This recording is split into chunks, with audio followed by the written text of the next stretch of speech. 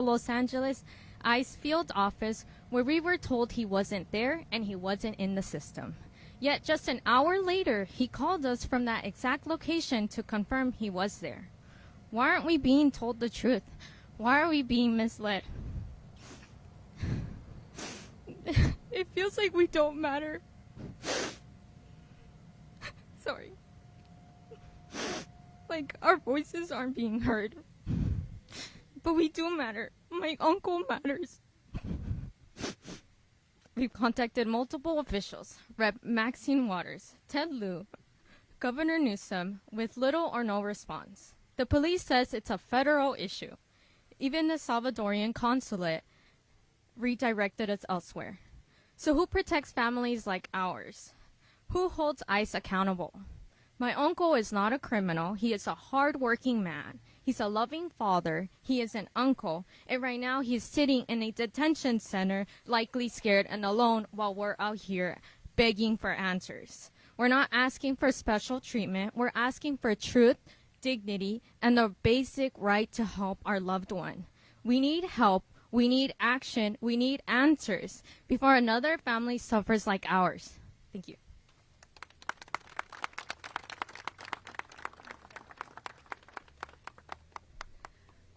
Mi nombre es Emily Hernandez y estoy aquí hoy para hablar en nombre de la familia, de mi familia y especialmente de mi tío, que fue detenido por ICE.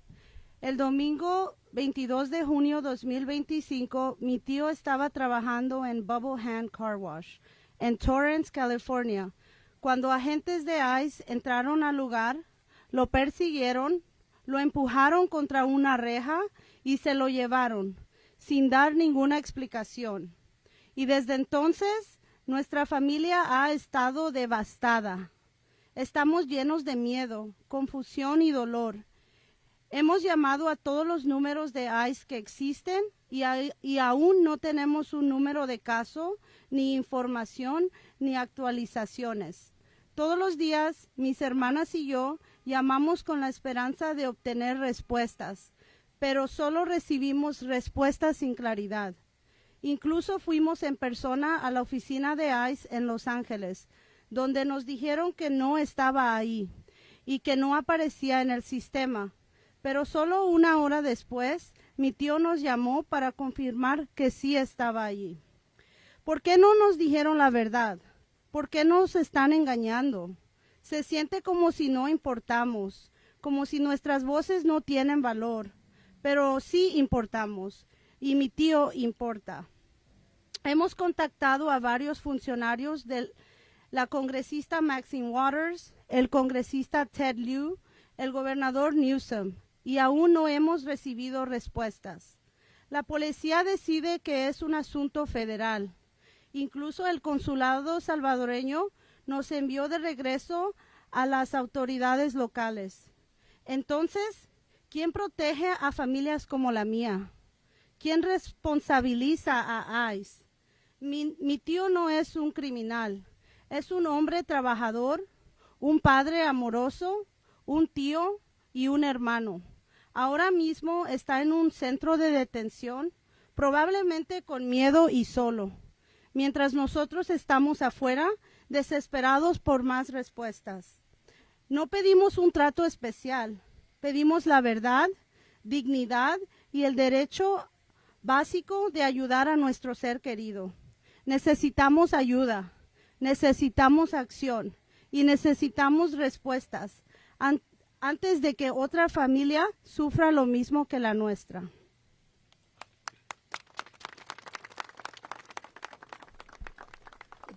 Thank you. And just to be clear, that was the translation of Emily's testimony. So next is owner and host of this location here, the Bubble Bath Car Wash, Emmanuel.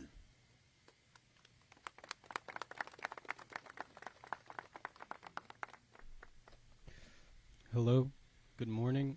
On June 22nd of this past Sunday, we experienced a breach of our rights as American business owners Unmarked vehicles blocked all exits of the property, and I was outside, and they started creeping onto the property, and I tried to get in front of them and ask them, what are you guys doing here? And they wouldn't give me a straightforward answer, and all of a sudden they started running into clearly marked areas like our tunnel, and it had signs that day that nobody can be entering into the tunnel because of our dangerous machinery except our employees, and they still breached that. They were masked, had guns. I thought at first we were being robbed, and it was just a scary experience. Obviously, two of my hardest workers started running, and they found that as probable cause to throw one onto the gate and another onto the floor, which is wet with water. We're a car wash, and basically treating these people like criminals with no dignity, and it's not even an American way to be dealing, because we are all created equal with dignity under God, and it's a complete breach of our rights as business owners, our human rights, and just overall a very scary experience. And yeah. Thank you, Emmanuel. Up next, Fabian, whose wife was detained in Orange County and is now currently in the infamous B-18 in Adelanto. Fabian?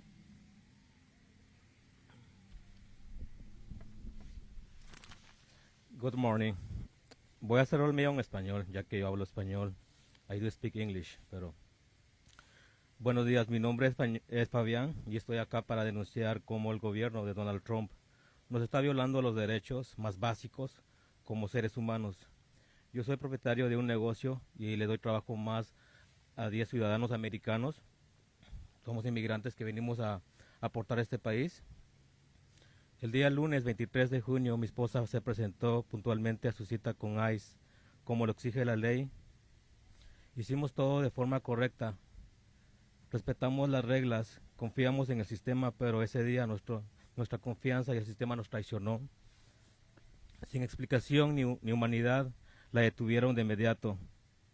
La trasladaron primero al centro de detención de Santa Ana, donde la presionaron contra la pared, la esposaron como si fuera una criminal peligrosa, como si estuviera resistiendo, cuando en realidad solo estaba cumpliendo con sus deberes legales. Luego de eso, la enviaron al centro de detención de Los Ángeles, que es el B-18. De ahí comenzó el verdadero calvario de ella.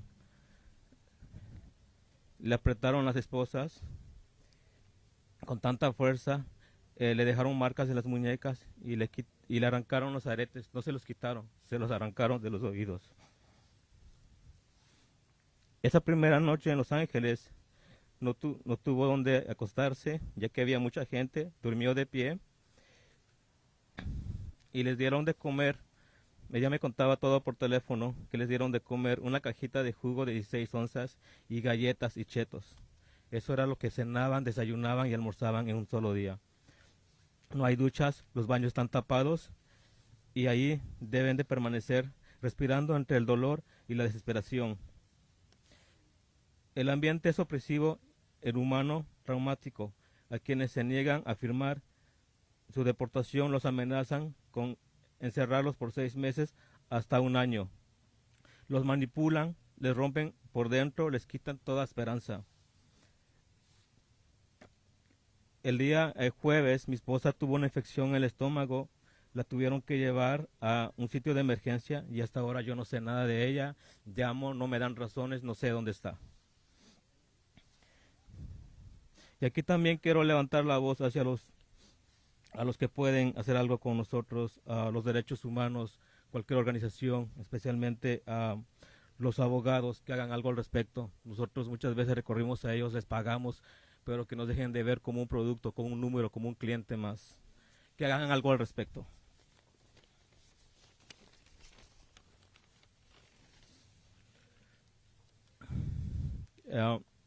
Y también quiero hablar por quienes no pueden hablar. Sé que mi caso es uno de muchos casos que he visto y escuchado en este momento. Sé que hay muchas mamás que les quitan los bebés, hay muchos padres de familia que los separan de la familia, y quiero que se haga justicia. La mano inmigrante, la comunidad latina tiene mucho poder hace mucho. Este país ha sido construido por manos de inmigrantes y será siendo así. Y quiero que hagan algo al respecto, todos los líderes, todos los derechos humanos, no solamente por hablar, quiero acción, y quiero que nuestra comunidad latina se dé cuenta de lo que está pasando. Como ya mencionaron muchos de acá, por el color o por nuestro acento, ya nos discriminan. Eso no es justo. Este país realmente es de donde dicen que es libertad. Yo no veo libertad ahora, yo veo miedo. Yo salgo a la calle, yo no miro gente en la calle, no miro gente vendiendo comida en la calle, todos tememos. Y termino con eso, gracias.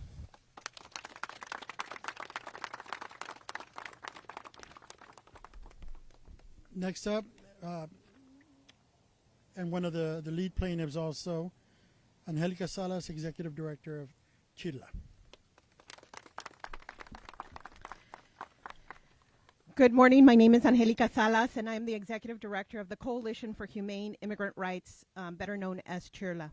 The first thing I want to do is say thank you to all the individuals who have been part of this lawsuit, all who have spoken here, because it takes a lot of courage right now in order to come forward and to speak up for themselves and their families. So I just really want to say muchas gracias a cada uno de ustedes que es parte de esta demanda, porque de verdad que toma mucho valor en estos tiempos. This lawsuit that we're putting forward could not be more important and timely. Hate has been unleashed against us immigrants, and it manifests itself in our communities in a military-style, no-holds-barred federal immigration enforcement campaign that is destroying our lives. With the real possibility of millions of more dollars available through the new federal budget to detain, kidnap, and disappear us, it is critical that we claim our rightful rights under the Constitution. This lawsuit speaks to protecting our basic freedoms in the middle of an onslaught by our own government. This attack on our community is comprehensive and cruel, involving the illegal snatching and grabbing of community members off the streets like this car wash, and then subjecting them to unconstitutional and dehumanizing confinement conditions at B-18 and other detention facilities here in California and throughout the country, while depriving them of the rights to seek legal counsel needed to help them keep their families united. I want to thank all who are here with us on this case. It is heartening to see so many individual plaintiffs stand up alongside CHIRLA in this fight. I want to thank the Immigrant Defenders, United Farm Workers, the LA Worker Center Network.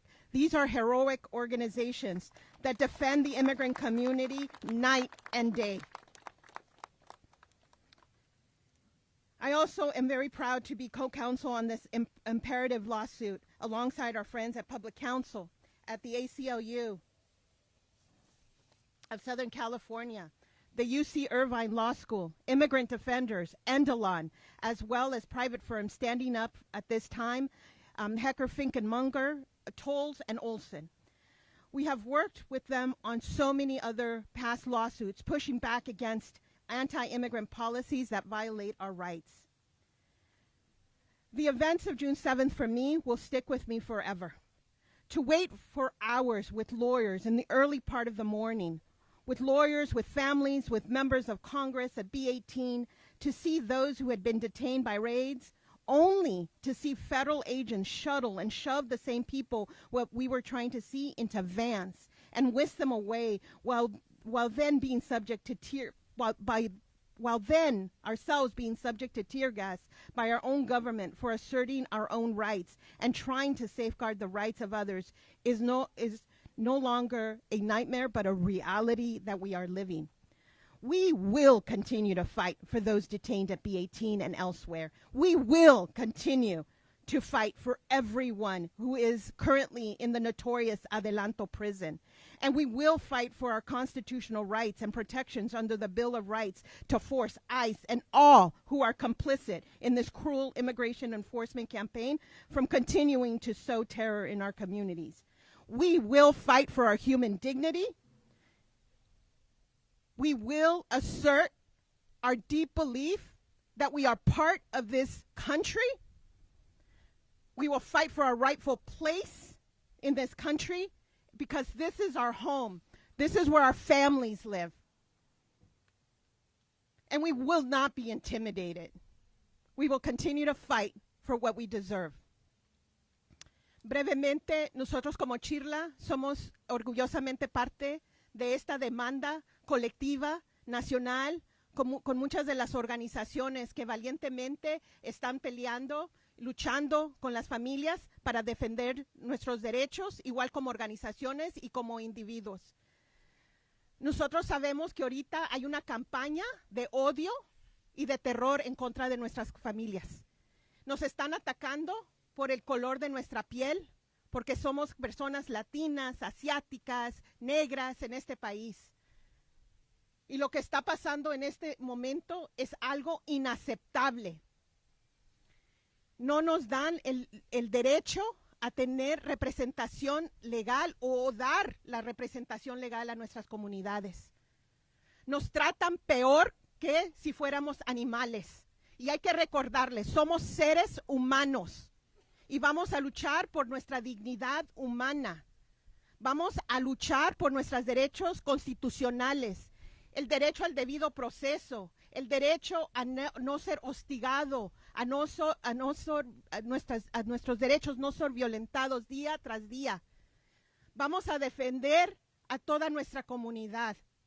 Y sabemos que por nuestra defensa también hay mucha intimidación, pero eso no nos va, el miedo no nos va a dejar de luchar por nuestras familias, porque este es nuestro hogar, aquí viven nuestras familias, aquí es donde crecimos y aquí vamos a luchar por nuestro debido lugar en el país que nosotros fortalecemos día tras día con nuestro sudor, con nuestras manos y con nuestra esperanza. Muchas gracias.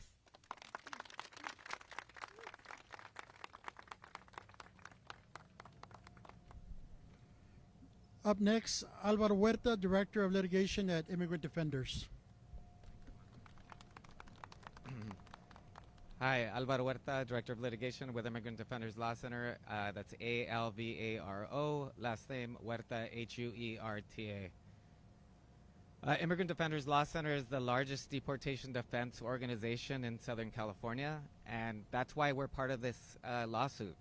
We're here because enough is enough. We're saying that the federal government is denying our clients and the residents of Southern California and across the nation their right to counsel.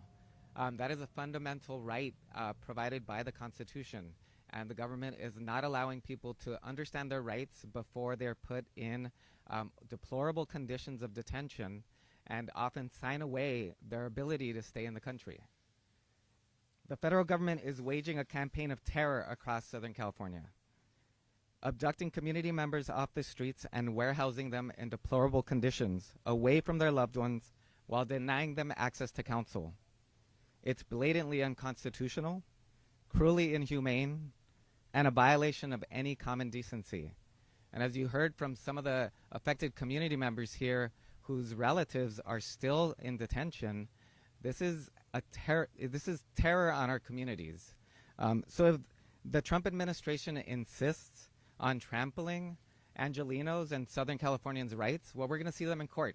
We're going to make sure that they have to explain their actions before a judicial officer and explain how and why they're violating the Constitution. I'm going to say a few words in Spanish about the case. So desde el 6 de junio, el gobierno federal ha estado desapareciendo a los angelinos, a los residentes del sur de California y a otros residentes de todo el país. están arrancándolos de sus comunidades y sus familias. Están tomando a ciudadanos, refugiados, a inmigrantes indocumentados y documentados por igual, porque están operando en contra de la ley, discriminando racialmente y encarcelando a personas sin orden judicial. El gobierno detiene a personas en condiciones inhumanas, casi como mazmorras, incluyendo a mujeres embarazadas, niños pequeños y ancianos, sin tener en cuenta sus derechos, su salud, su dignidad. Estas acciones son inconstitucionales, ilegales y una traición a los valores y derechos fundamentales que definen a nuestra nación. Pisotean los principios fundamentales del derecho a la asistencia jurídica, la igualdad ante la ley y la protección contra la detención ilegal. Valores consagrados en la Constitución y fundamentales para nuestra identidad como nación. Presentamos esta demanda para proteger los derechos de las miles de familias y comunidades destrozadas, con seres queridos y vecinos desaparecidos y privados de sus derechos. Estamos tomando medidas para detener este abuso de poder y defender el Estado de Derecho para todos. El gobierno federal debe poner fin a su campaña de discriminación racial y dejar a aterrorizar a nuestras comunidades. Gracias.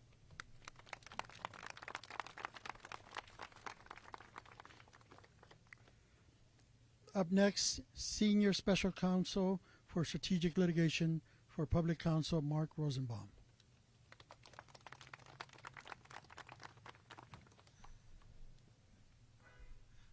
I'm the final speaker, and then we'll be glad to take questions from any of you. I want to say before I start my statement that the description that the owner of the car wash, the gentleman from the car wash, described, that is blatant, illegal, and unconstitutional activity. ICE cannot come here, or they cannot come to any neighborhood and block off exits and tell individuals that they are not free to walk. ICE cannot come on a basis that it is a crime to have brown skin, or that it is evidence of criminal activity that you have brown skin. What it is evidence of is diversity, a word that this administration treats as a dirty word. Perhaps this administration should be told that the American flag is not of one color. For the past several weeks, our community has been under siege by masked ICE and Border Patrol agents armed to the hilt who have roamed our streets and our neighborhoods, conducting imminent, indiscriminate raids, targeting individuals for no reason other than their skin color. The administration tells us that these actions are motivated by a desire to make safer streets that the administration claims are overrun by, quote, killers, rapists, and drug dealers. But the administration has shown us its true targets, and with that, its true intent: to terrorize and rip from their families and our communities nannies and car wash workers and farm workers. So far as we know, and we would know were it different, no killer, no rapist, no drug dealer has yet been apprehended by federal agents in Los Angeles. This historic lawsuit is about putting an end to the lawless and unconstitutional conduct of federal agents. We will show that the White House has dictated a strategy designed and executed to evade constitutional accountability for racial profiling, for suspicionless stops, for warrantless arrest, and for denial of access to counsel. As you have heard, detainees have been whisked away and disappeared in America, disappeared into a grossly overcrowded, dungeon-like facility, lacking food, lacking medical care, lacking basic hygiene, and lacking beds. The objective of this draconian crackdown, which eviscerates basic rights, is to shield from public view the horrifying ways that ICE and Border Patrol agents treat citizens and residents who have been stigmatized by our government as violent criminals based on skin color alone. This lawsuit is about putting an end to that lie. We are 2 days away from commemoration of our Declaration of Independence as a nation. It cannot surely be lost on anyone who cherishes this event in our history that we are today all immigrants or all descendants of immigrants.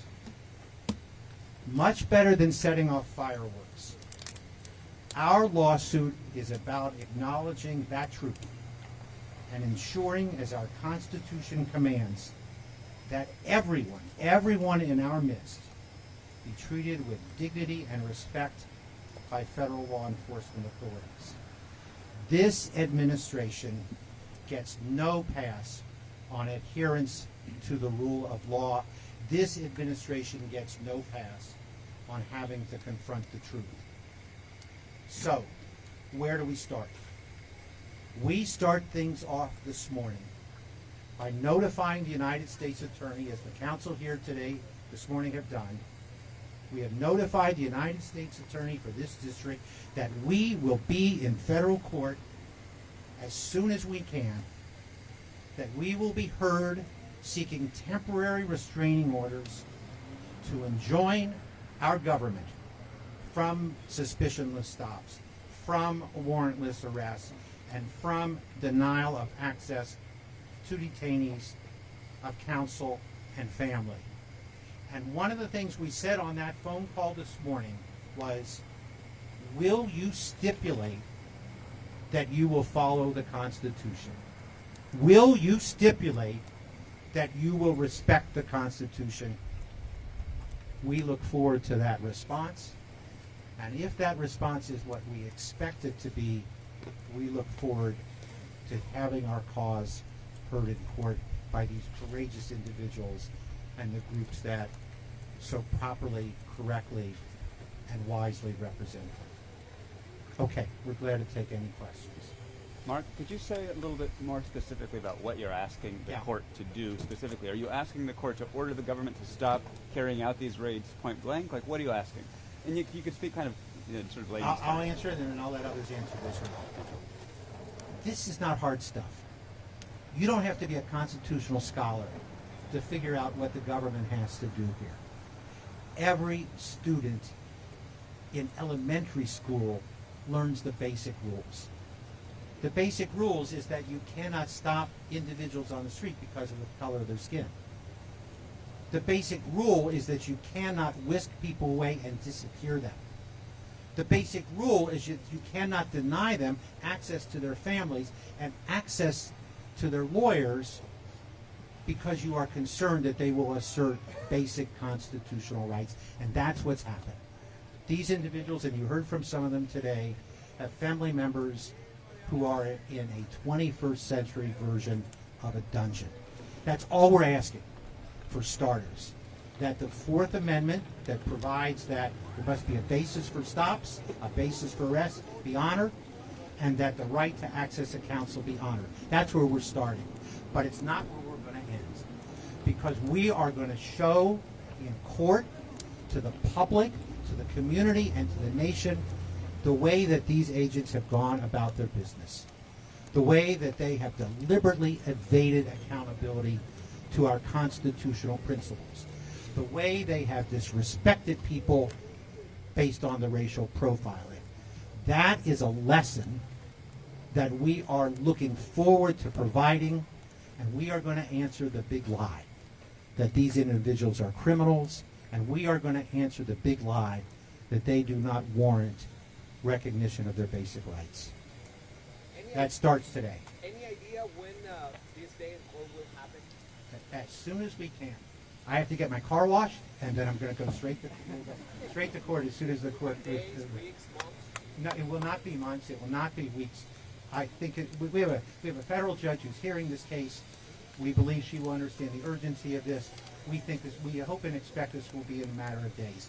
When we spoke this morning to the government said that they had plans for the 4th of July. Well, so do we. Our plans are to take this matter to court because the Constitution doesn't take a holiday.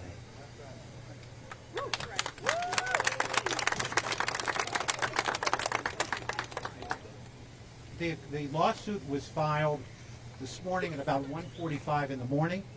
The government has copies of that lawsuit. We notified the government that we intend to seek that temporary restraining order. Lawyers from Hecker Fink, from Public Counsel, from the ACLU, from the other groups will be filing those papers. Some of those papers will be filed today. The others will be filed late today or sometime tomorrow. But they're going to be on the federal government's desk. They already are. Anything else? I'm sorry, it's still not really clear to me what you want the court to say. Like, what do you want the court to order the government to do or not do?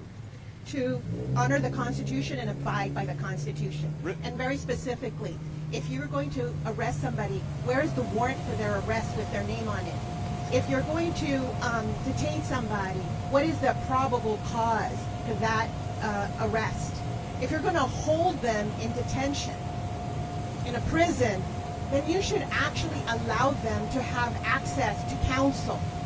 And if they're in detention, you're not going to force them to sign away their rights by intimidating them.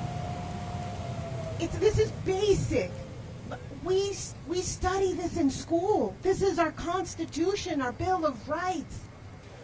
And this is what I'm trying to explain to everybody. It's so basic. Respect the law.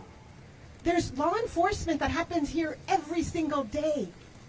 It can't be that the police departments have a higher standard than these ICE agents. Everybody has to respect the Constitution. The President of the United States has to respect the Constitution.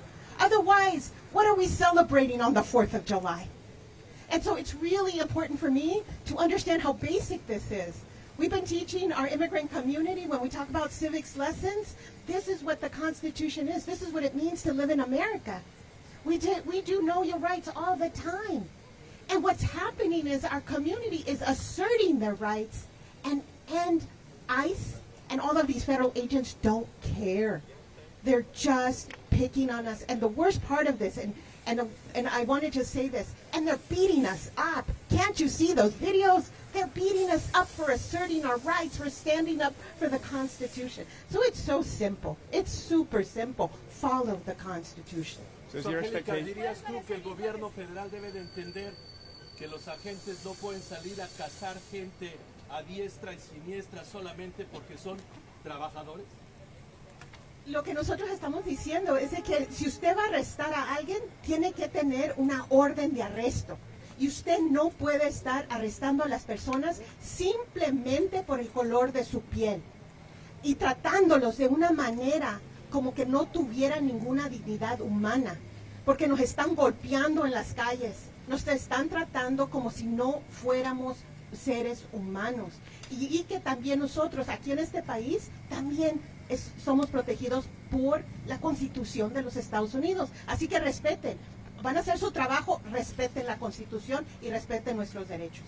Angélica, ustedes también protegidas, no están teniendo la respuesta de los políticos, están muy desesperados, no se sienten apoyados. ¿Qué les dices a las familias? ¿Cuál es el mensaje ante la desesperación y el caos para poder que sus abogados tengan acceso a ellos? Y mis colegas también pueden responder. Pero yo lo que le digo a nuestra comunidad inmigrante es que ven todas estas gentes que están aquí. Estos son representantes de organizaciones comunitarias. Estos son abogados. Y son personas que están aquí, son trabajadores como ellos. Son personas, familias que han sido detenidas. Y entonces ahorita a toda nuestra comunidad lo que necesitamos es mucho valor. Mucho labor y valor en este momento para asegurar de que nuestros derechos sean respetados.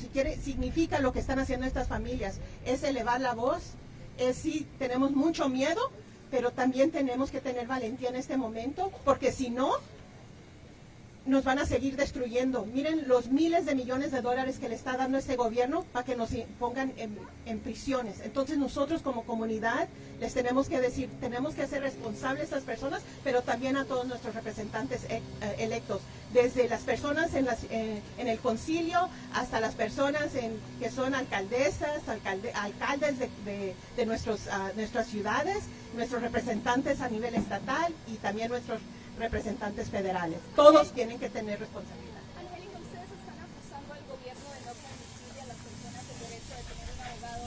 ¿Tienen ejemplos de eso que está pasando aquí en Los Ángeles? Disculpe, ¿puede repetir? Ustedes están acusando al gobierno de no permitirles a las personas el derecho de tener un abogado. ¿Están viendo casos de eso aquí en Los Ángeles? Sí, exactamente. Estamos, por ejemplo, en el sótano del edificio federal, en el centro de Los Ángeles, y no podemos hablar con la gente allí. Tenemos que esperar horas y algunas veces no podemos hablar con ellos. Esos son clientes o personas que no son clientes, pero que necesitan saber sus derechos. Y ese es nuestro trabajo, ¿verdad? Decirles qué son sus derechos para que no se sientan que tengan que firmar sus derechos y nomás salir del país sin ese consejo de un abogado. Abogado Álvaro, estamos también viendo una situación que ya conocíamos, pero de una manera más grande. Gente desapareciendo por días, que los están buscando en la página de ICE para ver si están ahí, y desaparecen con el propósito de obligarlos a firmar su salida voluntaria de una manera u otra, llevándolos incluso a Sin Isidro directamente a hacerlo. Sí, lo que estamos viendo es que las condiciones que estamos viendo en estos centros de detenciones son condiciones que hacen a la gente sentir que pues ya van a firmar sus derechos y salir, ¿verdad? Y el gobierno pensamos que lo está haciendo al propósito, para hacerle a las personas que tengan desesperación de sus condiciones y no consigan la ayuda que necesitan. And just to answer in English as well, he asked, are we seeing people basically being disappeared in detention facilities and then effectively being deported in many instances? And the answer is yes, we are. We have heard of instances where people are signing away their rights. They are signing voluntary departure agreements because they believe that's the only way of getting out of these horrible detention conditions. And so we are not being given an opportunity as legal representatives, as people who want to ensure that they know their rights, to provide that information. And that's part of this lawsuit, which is to ensure that they have access to counsel throughout their whole process. And then to answer the question earlier, which about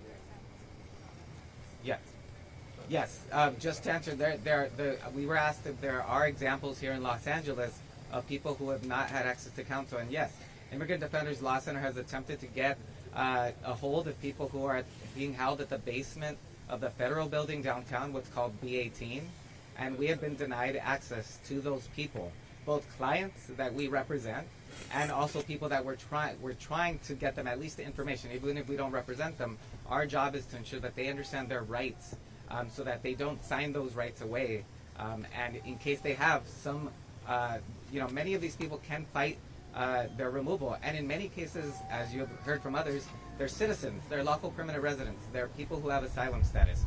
These are the type of people that are taken in. This isn't a case necessarily just about the immigrant community in Los Angeles. This is about every single resident of Southern California demanding that the president and this administration follow the Constitution, as Angelica said earlier today. We'll take two more questions. questions and we'll close.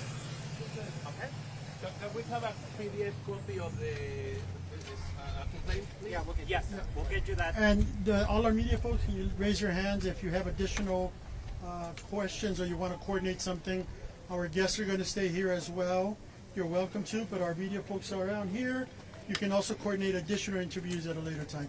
Thank you all for being here. Thank you for all the representatives and all the community organizations. Thank you. Thank you, everybody. This concludes our formal press event. Thank you, members of the press. People are welcome to interview folks one-on-one.